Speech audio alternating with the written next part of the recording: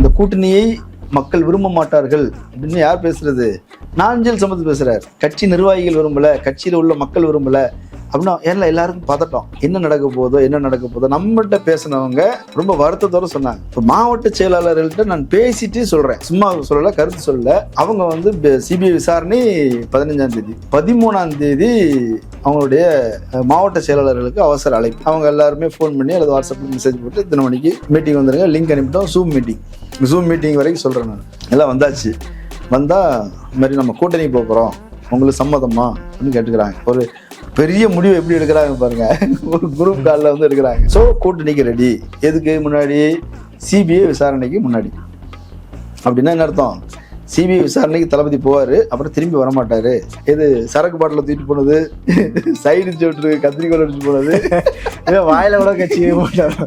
என்ன இருந்தாலும் பெரிய நடிகர் இல்லையா? ஆக்சுவலாக அது ஜோசியம்னு சொல்கிறாங்க. நான் எப்பவுமே அவங்க கூட வந்து ஒரு கத்திரிக்கோள் இருக்கணும் அப்படின்ற மாதிரி சொன்னதா ஒரு செய்தி சொல்கிறாங்க. சரி, சரக்கு பாட்டில் அதுவும் சொன்னாரா? ஃபாரின் சரக்கு 10 லட்ச ரூபாயில ஃபாரின் சரக்கு வாங்கி வச்சுக்கணும், அதை ஆதவர்த்தினாட்ட ஒரு நல்ல வளர்த்தியா இருக்கிற ஒரு ஆள்கிட்ட கொடுத்து அந்த பேக்கில் வச்சு தூக்கிட்டு போனோம், பின்னாடி கத்திரிக்கோளை தூக்கிட்டு போனோம்னு சொன்னாங்களா? என்னங்க ஜோசியா? எல்லா பக்கமும் நெகட்டிவ் ஆயிடுச்சு. முக்கியமான பிரச்சனை என்ன அப்படின்னா, இமேஜ் அப்படின்றது டேமேஜ் ஆயிடுச்சு. நீங்க வந்து சும்மா ஊதி பெருக்கப்பட்ட இமேஜ். இப்போ யாராலையும் எஃபெக்டிவா வேலை செய்ய முடியுங்கிற நம்பிக்கையே இல்லை. எல்லாருமே நம்பிக்கையில போயிருக்கிறாங்க. செங்கோட்டையன் போகும்போது எப்படி எம்ஜிஆருக்கு வந்து ஒரு இப்போ விஜயகாந்துக்கு எப்படி ஒரு பண்ருட்டி ராமச்சந்திரன் கிடைச்சாரு, அது மாதிரி வந்து செங்கோட்டையன் வந்து விஜய்க்கு வந்து ஹெல்ப் பண்ணுவார் அப்படின்னு எல்லா அரசியல் விமர்சகர்களுமே பேசினாங்க. இதுக்கப்புறம் கட்சி வந்து வேற ஒன்னா மாறிடும். இல்ல, அதுக்கு செங்கோட்டையன்ட்ட பேசணும்ல. செங்கோட்டையன்ட்ட பேசணும், செங்கோட்டையன் பேசுறதே கேட்கணும். இங்க செங்கோட்டையன் அவர் பேசுற விஷயம் அவர் காதலே கேட்காது, கம்முன்னு இருப்பார் அவரும். இவங்க 2 பேரும் சந்திச்சு என்ன பேசிடுவாங்க? ஆக்சுவலா இந்த கம்முன்னு உம்முன்னுன்றது இப்பதான் கரெக்டா பர்ஃபெக்டா மேட்ச் ஆகுது. 2 பேரும் சந்திச்சு மீட் பண்ணாங்கன்னா அதிகபட்சம் பேசாம செய்யறதுக்கு இருக்குது. ஒரு சால்வி எடுத்து அவருக்கு போறது, அவர் சால்வி எடுத்து போறது, போட்டோவுக்கு போஸ்ட் கொடுக்குறது, இவ்வளவுதான் இவங்க மீட்டிங். இதை தாண்டி அவருக்கும் பேச தெரியாது, இவருக்கும் பேச தெரியாது. அறம் நாடு பார்வையாளர்களுக்கு வணக்கம். இன்று நம்ம இணைந்திருக்கும் சிறப்பு விருந்தினர் பத்திரிகையாளர் அரண்சை மதன் அறிவழகன் அவர்கள். வணக்கம். வணக்கம். தமிழக வெற்றி கழகத்தின் கூட்டணி தேர்தல் நாளுமே அறிவிச்சுட்டாங்க. காங்கிரஸுடன் கூட்டணி போகுது, அவர் வராரா இவர் வராரான்னு பேச, அவரோட சேர்ந்து இவரு வராரு, அந்த பேச்சுகள். அது காங்கிரஸோட பேச்சுவார்த்தை திமுகவுடன் முடிந்த பிறகு என்டிஏ கூட்டணியில் விஜய் இணைகிறார் அப்படின்ற செய்திகள் போயிட்டு இருக்கு. டெல்லியில பேரம் நடந்துட்டு இருக்குன்ற வரைக்கும் எல்லாருமே பேசினாங்க. நம்ம பேசிட்டு இருக்க இந்த நேரத்துல தமிழக வெற்றி கழகத்தின் ஐடி விங்ல ஒரு போஸ்ட் போட்டிருக்காங்க. கல்லா பெட்டிகளின் கனவு பலிக்காது, ராஜ்மோகன் எழுதியிருப்பாரு, நாங்க தண்ணித்து தான் போட்டியிட போறோம் அப்படின்னு சொல்லிட்டாங்க. இது பிரச்சனைகளுக்கு, இந்த பேச்சுவார்த்தைகளுக்கு எல்லாம் முற்றுப்புள்ளி வச்சுட்டாங்க அப்படின்னு புரிஞ்சுக்கலாமா? ஏன் என்டிஏ கூட்டணியுடன் விஜய் போக போறாருன்ற பேச்சு வந்தது? ஏன் இப்ப அதை முடிச்சு வைத்திருக்கிறாங்க? என்ன நிலவரம்? இல்ல, இப்ப முதல்ல இது ஒரு விஷயம் பாத்தீங்க அப்படின்னா, விஜய் கட்சி தொடங்கின உடனே திரும்ப வரப்போறாரு உடனே ஆதவ அதை பத்தி பேசுறதும் இது பண்றதும் ஒரே சர்ச்சை. திரும்ப வந்தாருன்னா கம்யூனிஸ்டுகள் வந்துருவாங்க, கம்யூனிஸ்டுகள் வந்தாங்கன்னா காங்கிரஸும் வந்துடும், திமுக காலி, டிவிக்கு வின்னு, இப்படி ஒரு பேச்சு. டிவிக்கு கூட அவங்க வர போறாங்க, இவங்க வர போறாங்க, அது வரப்போகுது, இது வரப்போகுது, ஏடிஎம்கேல இருந்து வர போறாங்க, டிஎம்கேல இருந்து 2 சிட்டிங் அமைச்சர் வர போறாங்கன்னு ஆதவ பேட்டி கொடுத்தா. அப்படி இது ஒரு காலகட்டம். இப்ப டிவிக்கு காங்கிரஸ் கூட போகுது, டிவிக்கு பிஜேபி கூட போகுது, டிவிக்கு ஏடிஎம்கே கூட போகுது. அந்த நரேஷனே மாறிடுச்சுன்றீங்க. அதான் அவங்களோட இடத்த விட்டு இப்போ இறங்கி வந்திருக்கிறாங்க. முன்னாடி மலை உச்சில இருந்தாங்க, இப்பதான் சம ஒலிக்கு வந்திருக்கிறாங்க. என்ன சமவெளிக்கு வர்றதுக்கான காரணம் என்ன அப்படின்னா, நீ அங்க இருந்தா நாங்க வரமாட்டோம் அப்படின்னு மக்களும் சொல்லிட்டாங்க, கட்சிகளும் சொல்லிட்டாங்க. என்னன்னா, தங்களை பற்றிய ஒரு மிகை மதிப்பீடு வச்சுக்கிட்டு நம்ம ஊடகங்களை வச்சு ஒரு நரேட்டிவ் செட் பண்ணலாம். படத்தை ஓட வச்ச மெத்தட் இருக்கு இல்லையா? விஜய் படம் பார்த்தீங்க அப்படின்னா, லாஸ்டா ஒரு 10 படத்தை எடுத்து வச்சு பார்த்துட்டு இதுல செம்மங்க, அதை நான் ரொம்ப உணர்ச்சி வசப்பட்டுட்டேன், இதுல இருந்து நான் ஒரு மெசேஜ் எடுத்துக்கிட்டேன்னு சொல்ற படம் எதுவுமே கிடையாது. அப்ப அதுக்கு முன்னாடி இருந்ததுன்னா அதுக்கு முன்னாடியும் கிடையாது. என்ன 10 படத்துக்கு முன்னாடி அது கிடையாது. ஸோ விஜய் வந்து எப்படி தன்னுடைய படத்தை ஓட வைப்பாரு அப்படின்னா, ஊடகங்கள் மூலமாக. அதுல வந்து முக்கியமா வந்து அவருடைய பிஆரா இருந்த ஒருத்தர் சொன்னார், படம் ரிலீஸ் பண்ணியிருக்கிறோம், பெருசா பிக்கப் ஆகாத மாதிரி இருந்தது, உடனே பெண்களுக்கு இலவச சேலை கொடுத்து, தையல் மிஷின் கொடுத்து, அதெல்லாம் வந்து ஒரு ப்ரோக்ராம் அரேஞ்ச் பண்ண உடனே மீடியாஸ் வந்தாங்க, அவங்க எடுத்து பத்திரிகையில போட்டாங்க, உடனே மறுபடியும் படம் வந்து பிக்கப் ஆயிடுச்சு. படம் நல்லா இருக்குதுன்னு போட்டு ஓடி இருந்தா பரவாயில்ல, இது இந்த மாதிரி தையல் மிஷின் கொடுத்தாங்க, இந்த மாதிரி கொடுத்தாங்கன்னு சொன்ன உடனே ஒரு இமேஜ். அப்போ அவங்க புரிஞ்சுக்கிட்டது என்னன்னா, சின்ன சின்னதாக இந்த மாதிரி இமேஜை பில்ட் பண்ணுறதுக்கு என்னென்ன செய்யணும். இப்போ நான் ஒரு நிகழ்ச்சி அரசியல்ல இருந்து முற்றும் முதலமா ஓரம் கட்ட முடியாதுல்ல, அது மாதிரி நடவடிக்கைகள் தேவை தானே. சரிதான், அது எதுக்காக செஞ்சாருன்றது தான் நான் சொல்ல வர்றது. முன்னாடி வந்து ஒரு முறை இப்படி தான் வந்து அது ஒரு நிகழ்ச்சி, ரொம்ப முன்னாடி நடந்த நிகழ்ச்சி. கண்ணாடி போட்டு வந்து ஸ்டேஜில் டிஷர்ட் போட்டு வந்தார், அது நல்லா ஞாபகம் இருக்குது. அப்போது கலைஞர்கிட்ட வந்து இந்த மாதிரி நான் நன்கொடை கொடுக்குறேன். ஆக்சுவலாக அது நன்கொடை கொடுக்குற நிகழ்ச்சி கிடையாது, அது ஒரு பொதுவான ஒரு நிகழ்ச்சி. ஆனாலும் நான் வந்து நன்கொடை கொடுக்குறேன்னு மேடையில் அறிவிச்சுட்டு கலைஞர்கிட்ட கொண்டு போய், அப்போ முதலமைச்சராக இருந்தார் அவர், 96 to 2001 அந்த பீரியடு. அப்போது உடனே செய்தி எதுவாக மாறிடுச்சு, அந்த கலைஞர் பேசினார் அதெல்லாம் இல்லை, விஜய் 2 லட்ச ரூபா நன்கொடை கொடுத்தாருங்கிறது செய்தியாச்சு. இப்படி வந்து செய்திகளில் ஊடாக தன்னை பிரபலப்படுத்திக்கிறது, இமேஜை பில்ட் பண்ணுறது, இதுவே வந்து அவங்களுடைய வேலையாக இருந்ததுனால இப்போ வரைக்கும் அரசியலையும் இது போதும்னு நினைக்கிறாங்க. இப்போது திமுக தன்னுடைய கட்சியை வந்து மேலேருந்து கீழே வரைக்கும் செயல்பட வைக்கும், அதிமுக தன்னுடைய கட்சியை வந்து மேலிருந்து கீழே வரைக்கும் செயல்பட வைக்கும், கடைசி தொண்டன் வரைக்கும் கிரவுண்டில் வேலை செஞ்சுட்டு இருப்பான். எனக்கு தெரிஞ்ச ஒரு கட்சி, ரொம்ப பெரிய கட்சி, பக்கா மாஸ் கட்சியை வேலை செய்யாமலே வச்சிருக்கிற ஒரு தலைவர், தொண்டர், நிர்வாகிகளை நம்ம பார்க்குறோம். அது தேவையில்லன்னு நினைக்கிறாங்களோ தலைவர் தான் சொல்கிறாரு. அதை தான் சொல்கிறாரு, உங்களுக்குலாம் ஓட்டே கிடையாது, தலைவர் மூஞ்சிக்காக தான் ஓட்டு. அதை வந்து நாங்கள் வந்து என்ன பண்ணுவோம், இன்ஸ்டாகிராமில் இன்ஃப்ளூயன்சர்ஸ் இருக்கிறாங்க, அவங்க எல்லாமே இப்போ பேக் கஷ்டம் அடிச்சு உன்னை நம்பி முட்டு கொடுக்க முடியலையப்பா அப்படின்னு எந்திரிச்சு வந்துட்டாங்க. எது பலவீனமாக இருக்குது, இந்த பிம்பங்கள் உருவாக்குறதுல ஆகப்பெரிய பங்களிப்பு செய்தது மெயின் ஸ்ட்ரீம் மீடியா. விஜய் காலையில் எந்திரிச்சிட்டாரு, அவர் இப்போ தான் பாத்ரூம் போயிருக்கிறாரு, பக்கெட்டை தூக்கிட்டு போனதை லைவில் நாங்கள் காட்டிகிட்டு இருக்கிறோம். காலி பக்கெட்டோட வர்றதுனால அவர் கால் கழுவிட்டாருங்கிறது உறுதியாகுது. இப்படி செய்தியை வந்து லைவ்லேயே வச்சுக்கிட்டு இருந்தாங்க. அவர் தூங்குற வரைக்கும், வீட்டுக்குள்ளே போய் கதவை அடைக்கிற வரைக்கும் லைவ். இப்போ இது என்னன்னா, விஜய்ங்கிற ஒரு பிராண்டை கிரியேட் பண்ணியாச்சு, அதை வச்சு காசு பார்க்கறது. இதுதான் ஒன்றும் யாரையும் குறைச்சி சொல்கிறதுக்குல, அது தொழில். இப்படி இந்த பிராண்டை வந்து இது பண்ணிட்டு இருக்கும்போது யார் காலை வர்றது தெரியுமா, விஜய். விஜயை ஊதி பெருசாக்குற வேலையை கூட இருக்கிறவங்கெல்லாம் செய்வாங்க. ஓ ஆஹா ஓஹோ, ஆஹா ஓஹோம்பாங்க. அவர் தலைகீழ ஒன்று குதிச்சுடுவார். இடத்துல திருவிழா சீனில் ஒரு குழந்தை பலூன் ஊதின்னு இருக்கும், அதை ஒஸ்ட்டு போவோம். அந்த மாதிரி வேலையை விஜய் செய்கிறது. இப்போ குடும்பத்தை ஒழுங்காக நடத்தியிருந்தாருன்னா சங்கீதா கோர்ட்டுக்கு வந்திருக்க போகிறது இல்லை. சரி, கோர்ட்டுக்கு வந்துட்டாங்கங்கிற பிரச்சனையை வந்து அங்கே ஓடிக்கிட்டு இருக்குது, திரிஷாவை கூட்டு போய் நிற்கிறா அப்படி. சரி, இப்போ எதுக்கு நாங்கள் முட்டு கொடுக்குறது? முதல்ல வந்து அது பர்சனலுங்கன்னு சொன்னோம். நாங்கள் சொல்லி தூங்கி எந்திரிக்கல, காலையில் அடுத்த பிரச்சனையை 7:30 எழுதிட்டு வந்துட்டேன். இப்போ இதுக்கு நாங்கள் எப்படி முட்டு கொடுக்குறது இப்படின்னு எல்லாரும் கதறாங்க. இதே மாதிரி நாங்கள் வந்து பிஜேபி கொள்கை எதிரி, திமுக வந்து அரசியல் எதிரி, இப்படி ஒன்று இருந்தால், இப்போ மாவட்ட செயலாளர்கள்ட்ட நான் பேசிட்டு சொல்கிறேன், சும்மா சொல்லலை, கருத்து சொல்லலை. அவங்க வந்து சிபிஐ விசாரணை 15ஆம் தேதி, 13ஆம் தேதி அவங்களுடைய மாவட்ட செயலாளர்களுக்கு அவசர அழைப்பு.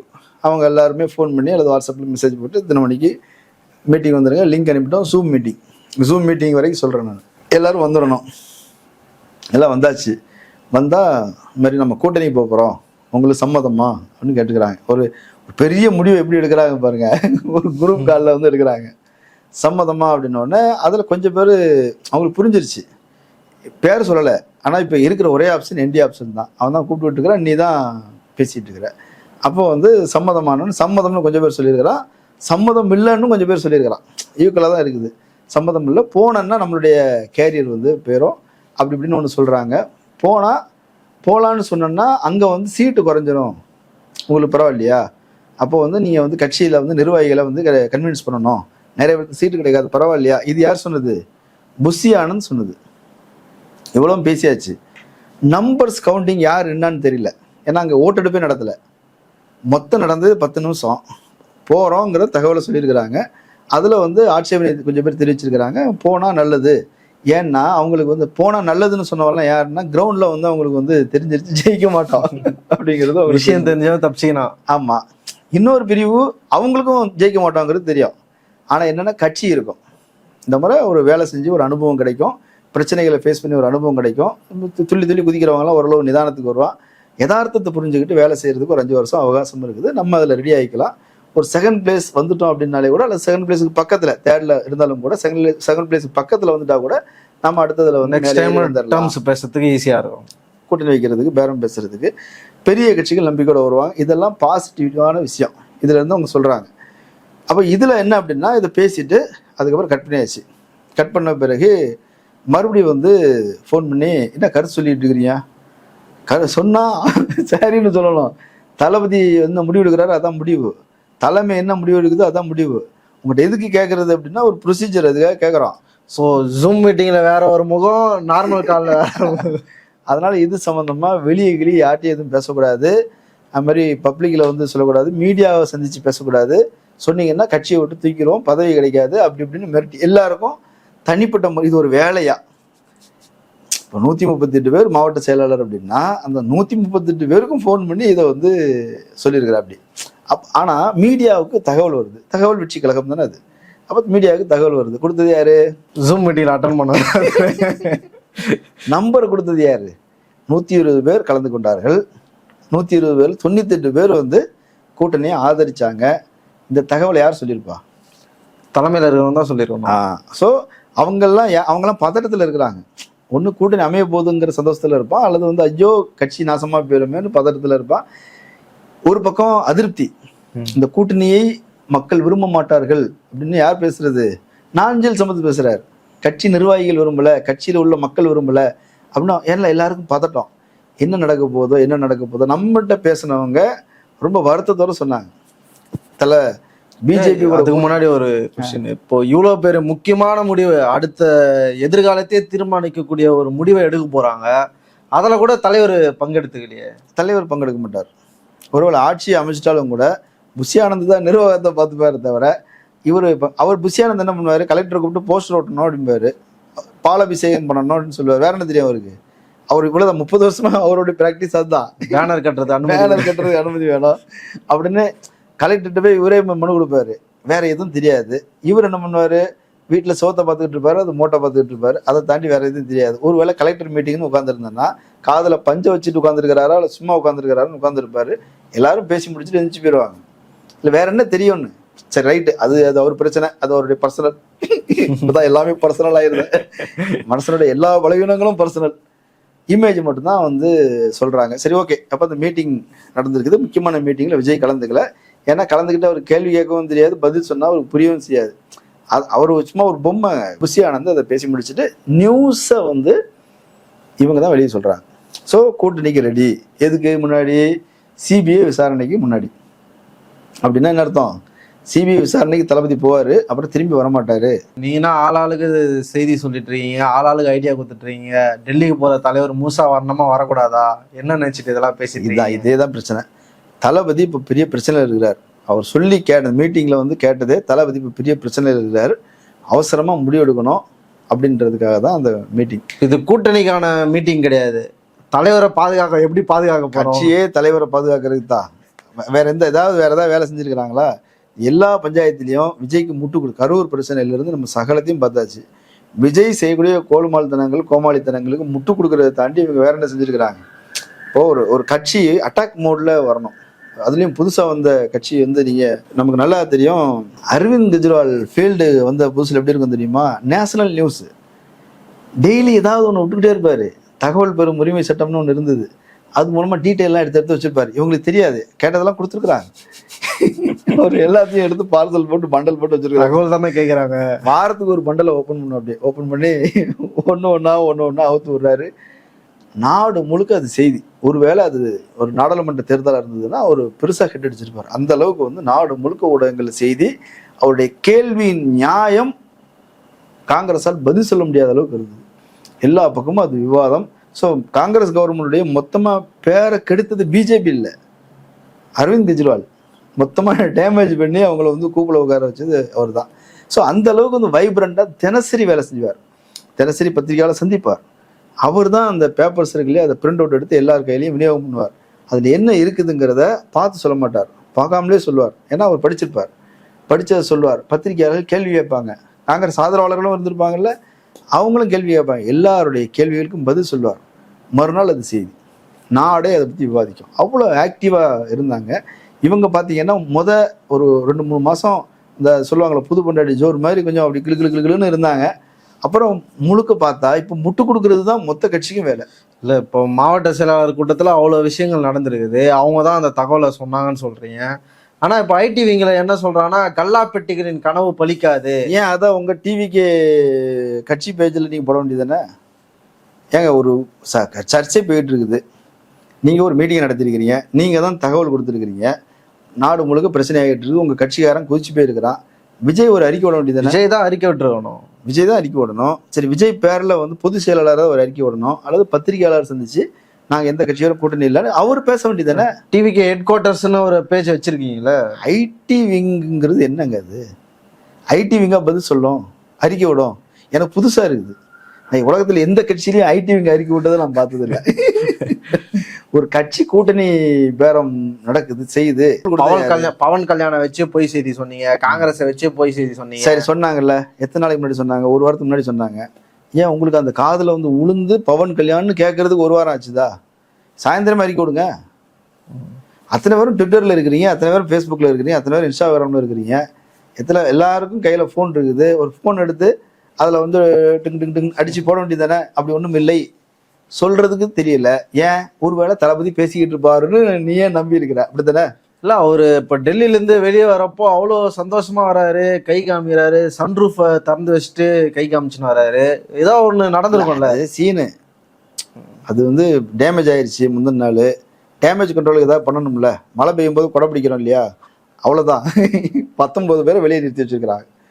கட்சி இப்போ விஜய் வந்துட்டா நீங்களாம் தாங்க மாட்டீங்க, 50,000 பேர் 1,00,000 பேர் கூடிடுவாங்க அப்படி இப்படின்னாங்க. 19 பேர் வந்திருக்கிறான். இது இத்தனைக்கும் 4 முழுக்க லைவ் காட்டியிருக்குது. அதுக்கு முந்தின நாள்ல இருந்து லைவ் காட்டியிருக்கிறாங்க. இது சரக்கு பாட்டில் தூக்கிட்டு போனது, சைடு விட்டு கத்திரிக்கோள் அடிச்சு போனது, வாயில கூட கட்சி என்ன இருந்தாலும் பெரிய நடிகர் இல்லையா. ஆக்சுவலாக அது ஜோசியம்னு சொல்றாங்க. நான் எப்பவுமே உங்க கூட வந்து ஒரு கத்திரிக்கோள் இருக்கணும் அப்படின்ற மாதிரி சொன்னதா ஒரு செய்தி சொல்றாங்க. சரி, சரக்கு பாட்டில் அதுவும் சொன்னாரா? ஃபாரின் சரக்கு 10 லட்ச ரூபாயில ஃபாரின் சரக்கு வாங்கி வச்சுக்கணும், அதை ஒருத்தனாட்ட ஒரு நல்ல வளர்த்தியா இருக்கிற ஒரு ஆள்கிட்ட கொடுத்து அதை பேக்கில் வச்சு தூக்கிட்டு போனோம், பின்னாடி கத்திரிக்கோளை தூக்கிட்டு போகணும்னு சொன்னாங்களா என்ன? என்னங்க ஜோசியா?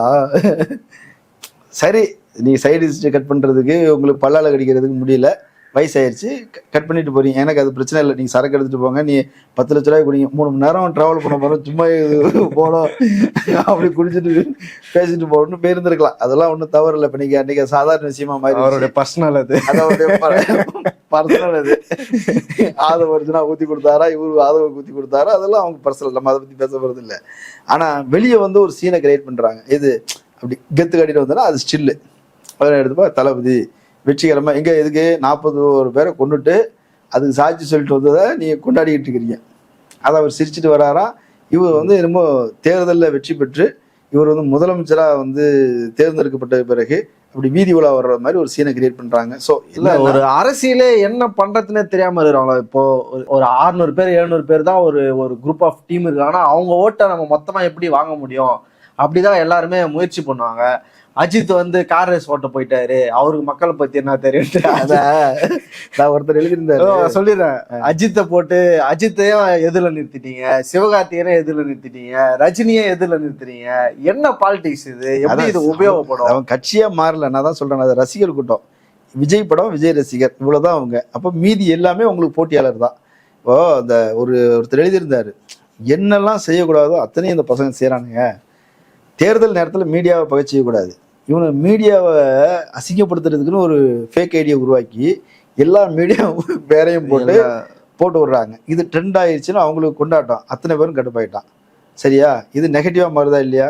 இதை பற்றி புரிதல் இல்லை. அது அப்புறம் பார்த்தா ஒரு வாரத்துக்கு நீங்கள் சங்கீதா த்ரிஷான்னு வந்துச்சு. நீ எல்லாம் ஓடி ஒளிஞ்சுக்கிட்டீங்க. எதுக்கு இந்த வேண்டாத வேலை? அதுக்கப்புறம் ரஜினியை வந்து தேவையில்லாமல் அந்த மாதிரி ஆதவ ஒரிஜினா வந்து பேச அவருக்கு வந்து தைரியம் இல்லை, அது இல்லைன்னா சரி இல்லாமல் கூட வந்துட்டு போட்டோம். உனக்கு ஓட்டு வேணுமா வேண்டாமா? அவங்கள கூட கொஞ்சம் பேருக்கு திமுக பிடிக்காம இருந்தது, திமுக கூட்டணி பிடிக்காம இருந்தது. ரஜினியுடைய கனவை நாங்கள் நிறைவேற்றுவோம்னு சொன்னாவது அவன் 4 ஓட்டு போடுவாங்க. ஆமா, அவரை வச்சு வந்திருந்தா ஜெயிச்சிருந்திருப்பாரு. அவரை நீ தடுத்துட்டீங்க, ஆனா பாருங்க அவருடைய கனவை நாங்கள் நிறைவேற்றுவோம் அப்படி சொல்லியிருந்தாங்கன்னா அதுக்கு ஒரு மரியாதை இருந்திருக்கும். கமல்ஹாசன் அப்பேற்பட்ட நடிகர், அப்பேற்பட்ட அறிவாளி, அவருக்கு வாய்ப்பு கிடைச்சிருந்ததுன்னா தமிழ்நாடு எங்கேயோ கொண்டு போயிருந்திருப்பார். இன்னைக்கு அந்த வாய்ப்பு அவருக்கு கிடைக்கல. அந்த வாய்ப்பை நாங்கள் வந்து உருவாக்குவோம் அப்படி பேசு. நீ கமல்ஹாசனையும் கலாய்க்கிறீங்க, அவங்க ஓட்டு நிச்சயம் உனக்கு கிடையாது. அஜித் ரசிகர்கள் ஜென்ம பகைவர்கள். நீ என்னதான் கருப்பு சட்டை, கருப்பு பேண்ட், கருப்பு கோட்டு போட்டு வந்தாலும் உங்களுக்கு தெரியும் அவங்க ஓட்டு போட மாட்டாங்க. சரி, சிவகார்த்திகேயன் ரசிகர்கள் சின்ன பசங்க, அவங்களே நீ அரவணைச்சிருந்துருக்கலாம். துப்பாக்கி கொடுத்தோம் அது இதுன்னு போட்டு நம்பிக்கை துரோகம் பண்ணிட்டான்னு அவங்களையும் போட்டு கலாச்சிட்டீங்க. இப்போ யார் தான் உங்களுக்கு ஓட்டு போடுறது? ஏன் படம் சினிமா பார்க்கக்கூடிய எல்லா கேட்டகரியும் இவங்க வந்து வயசானவங்க எல்லார் வீட்லயும் ரேஷன் கார்டு இருக்குல்ல, ஓட்டு போட இருந்துட்டு போட்டோம். அவங்க அங்க வந்து அஜித் ரசிகர் இருப்பாங்கல்ல, விஜய் ரசிகர் இருப்பாங்கல்ல, கமல் ரசிகர்கள் இருப்பாங்கல்ல, ரசிகர்களும் இல்லையாப்பா, அவங்கள பிடிக்கும்னு ஒன்று இருக்கும்ல. எலெக்ஷன் நேரத்தில் என்னெல்லாம் செய்யக்கூடாதோ நீ அத்தனையும் செஞ்சுட்டு நாங்கள் ஜெயிச்சிருவோம். நான் இப்போ பப்ளிக் ஒப்பீனியன் போயிருந்தேன், 2-3 நாள் அது வரும். அப்போது மக்களை சந்தித்து பேசும்போது இப்போ ஆவடி அந்த ஏரியாவே சொல்லிடுறேண்ணே, ஆவடி அந்த சரௌண்டிங்கில் மக்கள்கிட்ட வந்து கருத்து கிட்டத்தட்ட ஒரு 50 பேரை பார்த்து பேசியிருப்போம். மேக்சிமம் திமுக. எதனால அப்படின்னா அவங்க செஞ்ச வேலைகளை விசுவலாக கட்டுறாங்க.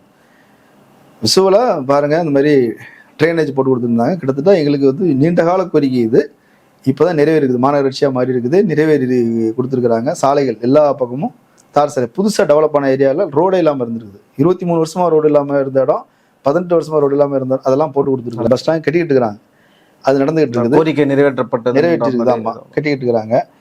மெட்ரோ அங்கே வந்து அது வரைக்கும் பட்டாபிராம் வரைக்கும் மெட்ரோ வந்து கனெக்ட் பண்ணுறாங்க, அதுக்கான வேலை நடந்துகிட்டு இருக்குது. ரயில்வே பிரிட்ஜு வந்து கட்டணுங்கிற கோரிக்கை வச்சுருந்துருக்குறாங்க. அந்த பிரிட்ஜு வந்து ஒரு பகுதி முடிஞ்சிருச்சு, ஒரு பக்கம் கட்டி போக ஆரம்பிச்சிருச்சு, இன்னொரு பக்கமும் கட்டிக்கிட்டு இருக்கிறாங்க. விட்டான அப்புறம் டபுள் வே ஆயிரும். ஐடி பார்க் கொண்டு வந்துருக்குறாங்க. இப்போ அந்த பக்கம் எல்லா பக்கமுமே வந்து ஒரு பெரிய மாற்றம், ஒரு 5 ஆண்டில் ஒரு பெரிய வித்தியாசத்தை அவங்க பார்க்குறாங்க. அவங்க சொல்கிறாங்க, நாங்கள் அவங்க வந்து மக்கள்கிட்ட வந்து கருத்து கேட்க போகும்போது திமுக அது இயல்பாக அவங்க செஞ்சதை வச்சு அவங்க வந்து சொல்கிறாங்க. அதுக்கப்புறம் ஏடிஎம்கே கொஞ்சம் பேர் இருக்கிறாங்க, அவங்க எந்த காரணமும் அவங்களுக்கு தேவையில்லை, நாங்கள் ரெட்டால எம்ஜிஆர் அப்படின்னு சொல்கிறாங்க. டிவிக்காரங்க இருக்கிறாங்க. நான் அவங்கள்ட்ட பேசணும், தம்பி யார் ஜெயிப்பா எப்படினாலும் டிஎம்கே தானே ஜெயிக்கும், அப்போ டிவிக்கே ஜெயிக்கணுங்கிறது எங்களுடைய விருப்பம். ஏன் தம்பி அப்படின்னா, அண்ணன் பர்சனல் இஷ்யூஸில் மாட்டிக்கிட்டாரு, கேமராவை ஆஃப் பண்ணிடுங்க நான் சொல்கிறேன் அப்படின்னு பர்சனல் இஷ்யூஸில் மாட்டிட்டாரு, வீட்டுக்குள்ளெல்லாம் ஒரே பிரச்சனை என்ன அப்படின்றான். ஸோ நாம் நினச்சது என்னென்னா வெளியே எல்லாரும் கலாய்ப்பாங்க அப்படின்றத சொல்கிறோம். என்ன நடந்துகிட்டு இருக்குது அப்படின்னா, அந்தந்த வீடுகள்லேயே பெருசுங்க போட்டு கலாய்க்கிறாங்க போல இருக்குது சின்ன பசங்களை.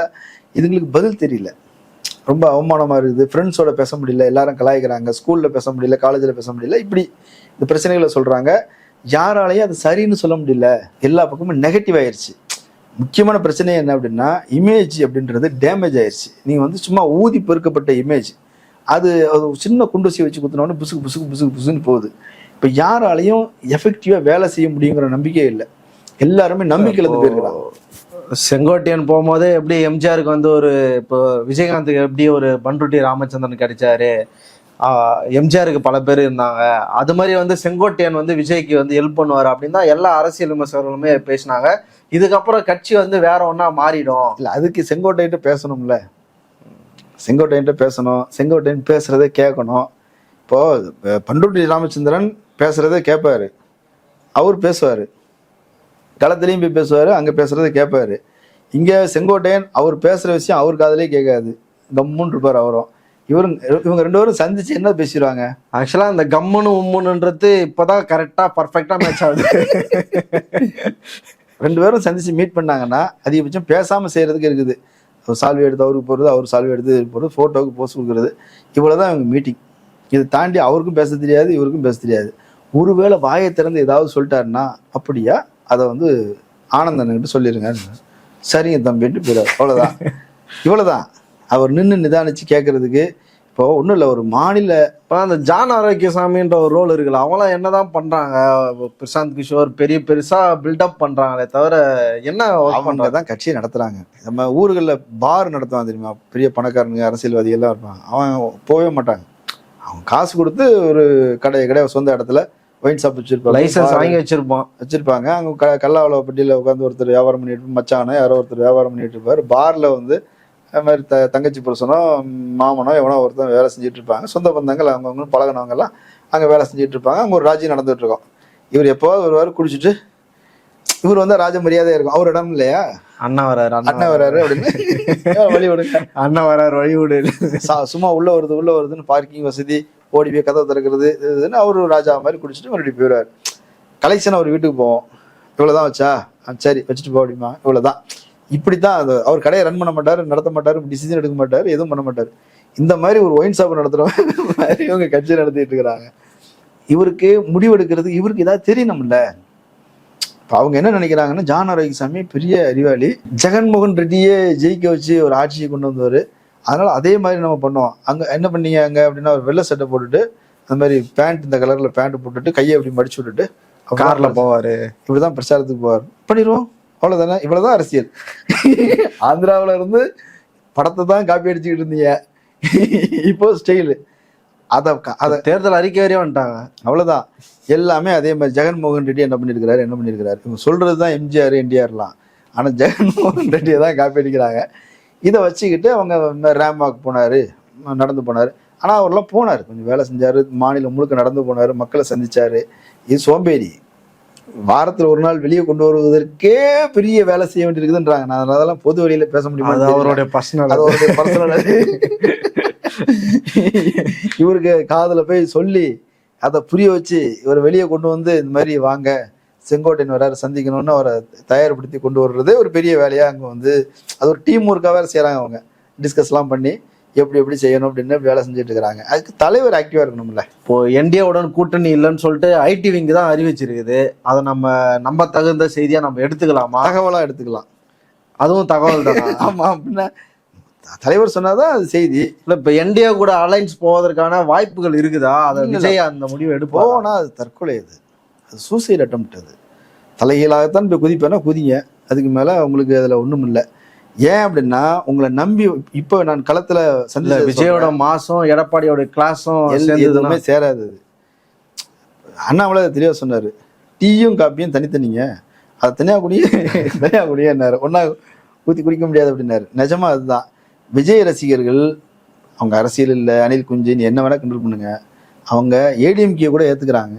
பிஜேபியோட கூட்டணி போனா நாங்க ஓட்டு போட மாட்டோம்னு சொல்றாங்க. இது நான் கிரவுண்ட்ல விசாரிச்சது. இது இல்லாம சமூக ஊடகங்களை நம்ம பார்த்தோம். அவங்க கட்சி நிர்வாகி ஒருத்தர் கட்சி துண்டோட வந்து பேசினாரா இல்லையா, என்டியோட கூட்டணி போக வேண்டாம், போனோம்னா அது தற்கொலை முயற்சி, நம்மளை அழிச்சிரும், நம்ம எதிர்காலமே இல்லாமல் போயிடும்லாம் சொன்னாங்க இல்லையா. இதுதான் யதார்த்தம். ஸோ அதை புரிஞ்சுக்கிட்டார் அப்படின்னா அவர் தப்பிக்கலாம். ஏடிஎம்கேங்கிற கட்சி கரைஞ்சு காணாமல் போய்கிட்டு இருக்குது. அந்த இடத்துக்கு நீ வர முடியும் இல்லையா, ஒரு வாய்ப்பு இருக்குது. அதுக்கப்புறம் நிதானமாக வரலாம். இப்போ இன்றைக்கே போயிடணும் அப்படின்னா நீ போக வேண்டியது தான். பொறுத்திருந்து பார்ப்போம் என்ன விதமான நடவடிக்கைகளை எடுக்க போகிறாங்கன்றத. அரங்கத்திற்கு வந்து பல்வேறு தரப்பு நிற்கிறோம். நன்றி.